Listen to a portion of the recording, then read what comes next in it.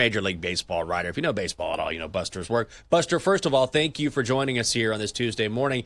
And secondly, everything we hear about Jack Caglianone is that he's this physical specimen, can't miss prospect. And you were saying during the break that he really forced Kansas City's hand here because his performance thus far in the minors just could not be denied.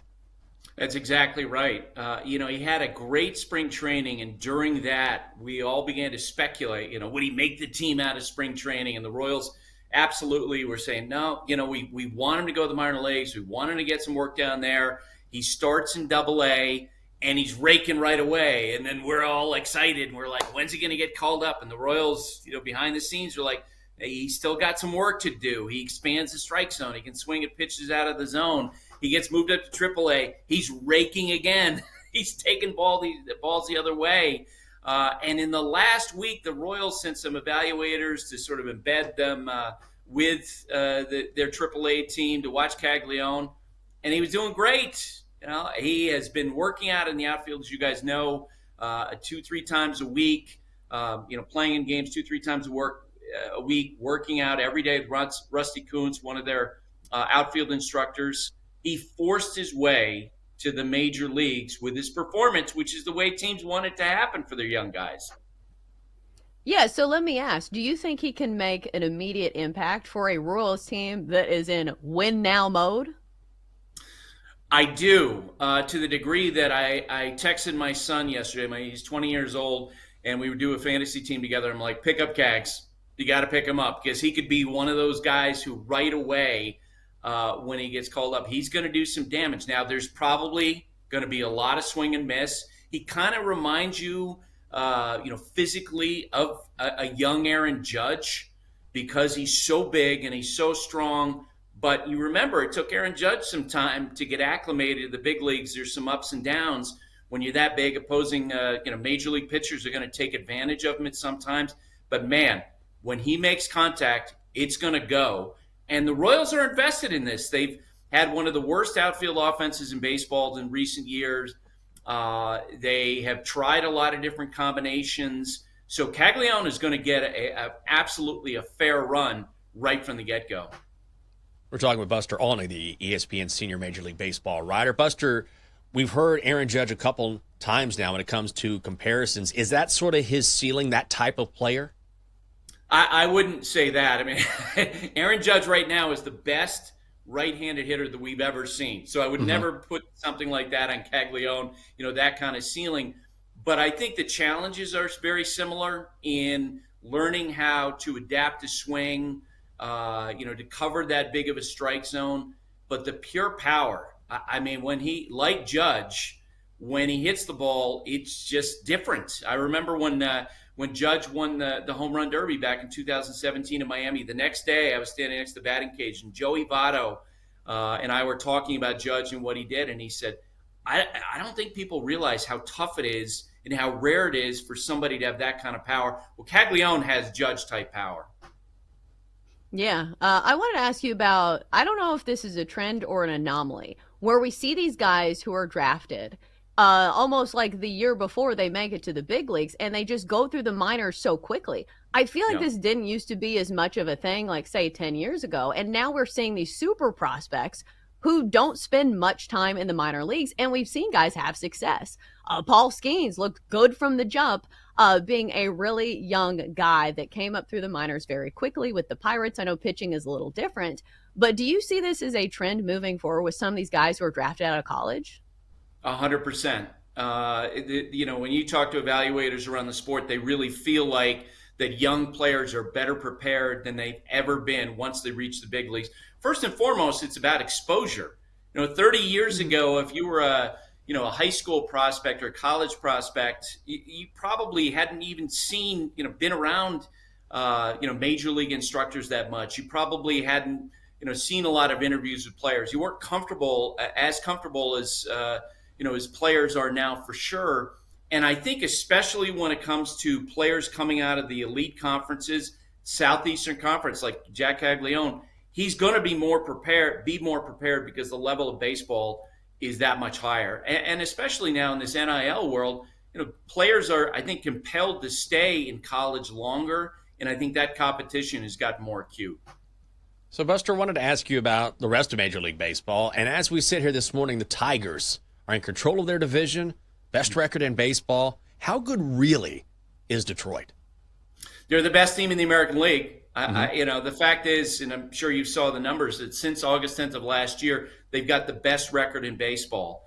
On any day that Tarek Skubal pitches, they are the best team in baseball. He has become, to Major League Baseball what Pedro Martinez used to be, what Tom Seaver used to be, Bob Gibson used to be, Randy Johnson. On the day that he pitches, Detroit can beat anybody.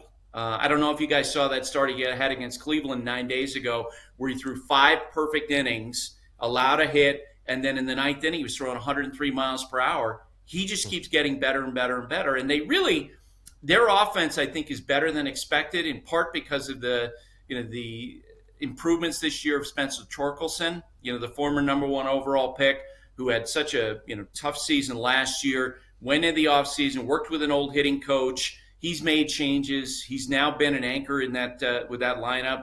Riley Green, Zach McKinstry has been a really good player for them. And how about Javier Baez, who I know I left him for dead at the end of last season. He goes and has surgery, comes back, he's healthy, moves to center field. He's been great.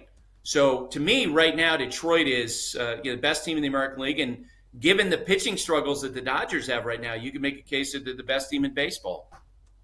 Yeah, and what I love about Tarek Skubal is the old school pitcher mentality that he has shown when he says, hey, I want to make it really difficult for AJ Hinch to take me out of this game. I want to go long in these games. I don't want to be one of these pitchers that pitches just 5 innings. But I wanted to ask you this because I feel like in baseball, some storylines are kind of, they're just not covered as much for people who don't follow the game very closely. So we hear about the Dodgers, we hear about the Yankees, of course, we hear about the Mets. Yeah. What's an underrated storyline this year in baseball that you think not enough people are talking about? So, and it's funny because you just said, we talk about the Dodgers a lot, yet I don't think people realize how fragile their situation is right now. If their pitching injuries are to a level that, all that, of course, all the conversation about them maybe winning 120 regular season games, that's gone. Now I think the question is, will they win their division? Will they make the playoffs? If you go back to May 3rd, the Dodgers ranked 25th out of 30 teams in the majors in ERA. Like, Yoshinobu Yamamoto is a Cy Young candidate, their ace, and they are so beaten up with the rest of the staff, and the bullpen has absorbed so many innings. Their relievers throwing more innings than any group of any team in baseball, that the Dodgers right now, they're being propped up by this great offense that they have. And I don't know if that's going to be sustainable throughout the year, right? You're going to have, for the next 2 months, they have a difficult schedule. They're waiting for Shohei Ohtani to get to a point where he can help their rotation. They're hoping that Blake Snell can come back, that Tyler Glasnow can come back. But it's going to be tough. And I don't think anybody anticipated that at any point for this team, that they might actually have to fight their way to get into the playoffs. Buster, the Braves are fascinating to me because they had that awful start to the season, difficult schedule. They get Acuna back, but now Smith-Shawver's out for the year. At some point, are they going to make a run? I feel like we keep waiting, but maybe they don't. I think they will at some point. They just have too many great players. You would assume now that Ronald Acuna Jr. is back and Spencer Strider's back, they'll go on a run, because it just, between Matt Olson and Marcell Ozuna, up and down that lineup, a lot of great players. Jurickson Profar, who's not going to be eligible for the postseason. At some point, he's going to be back, but it's got to happen soon, right? They're now double digits behind the Mets in the National League East. They're 5.5 games out in the wild card, I think, for the third wild card spot. They believe that it's going to happen, but at some point, it's actually got to happen. The biggest difference is 2 years ago, remember how great that offense was? They were blowing out everybody, scoring a ton of runs in the first inning. They really haven't gotten on that roll that we anticipated that they would after they had that great season 2 years ago offensively. Guys have struggled up and down that lineup. Yeah, I wanted to ask you about the Rangers, because I think before the season, they were a team that had enticing odds for a lot of bettors just because it feels like the upside is there. If you got something from Jacob deGrom, if they can stay healthy, and their lineup looks like they should be putting up good numbers, but we just haven't seen it from their offense this year. But they only sit 4 games back from the Mariners in their division. Is this a team that could turn a corner, or do you see some of the injuries like Nathan Eovaldi? I know some of that was maybe preemptive, putting him on the injured list. Is this a team that can rebound? And I think you framed it perfectly. Like going into the year, the big question was about the pitching, and we knew they were going to score a ton of runs, and it didn't. It hasn't happened. And it's a shock, I know, to people within that organization. I remember talking to Bruce Bochy, their manager, after Jock Peterson signed, where they felt like, man, this is a perfect piece to drop right in here. And Jake Berger added. And then the season starts, and Jake Berger winds up being sent back to the minor leagues. Jock Peterson went like 3 weeks without getting a hit. And what we're seeing right now are the Rangers making significant changes, like desperate times calling for desperate measures. Marcus Semien being dropped in the leadoff spot, moving down to the 8th spot. Adolis Garcia is effectively benched. He's going to have to hit his way back in.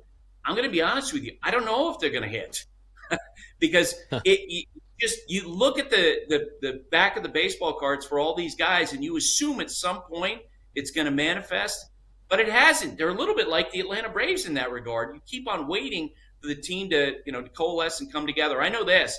Chris Young, their head of baseball operations, among the 30 GMs, I would say he's the guy least likely to want to sell. He's hyper competitive. He's going to be fighting for solutions here over the next 6 weeks, leading up the trade deadline. And at some point, they have to hope that they turn this around offensively. He's as good as it gets, the ESPN senior Major League Baseball writer. Find him on X at Buster_ESPN. It is Buster Olney. Buster, we appreciate the time this morning. Great insight, as we would expect. Thank you so much. All right, guys. Fun to talk.